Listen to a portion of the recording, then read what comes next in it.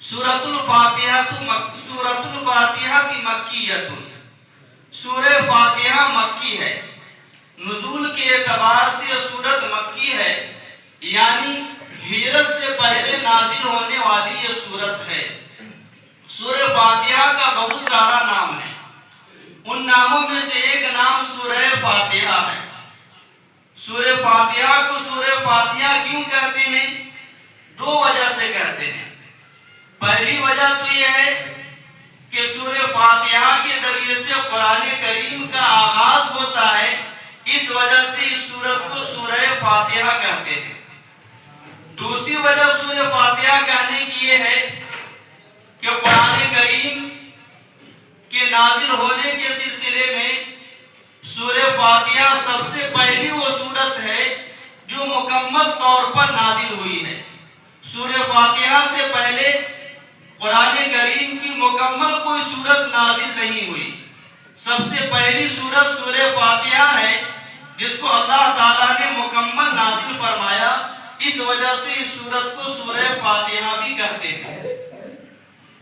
اس سورت کا دوسرا نام سورہ شفا بھی ہے۔ سورہ شفا اس سورت کو کیوں کہتے ہیں؟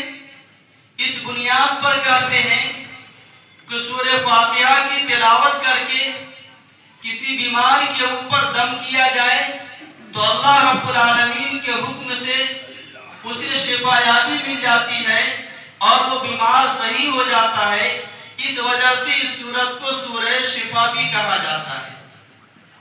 اس سورت کا ایک اور نام ہے سبع مثانی۔ سورہ فاتحہ کو سبع مثانی بھی کہتے ہیں۔ سبع مثانی کیوں کہتے ہیں؟ اس بنیاد پر کہ سبع مثانی کے اندر دو کلمہ ہیں، پہلا کلمہ سبعن ہے اور دوسرا کلمہ مثانی ہے۔ سبعن کے معنی آتے ہیں سات اور مثانی کے معنی آتے ہیں بار بار پڑھے جانے والا یا بار بار پڑھی جانے والی سورت۔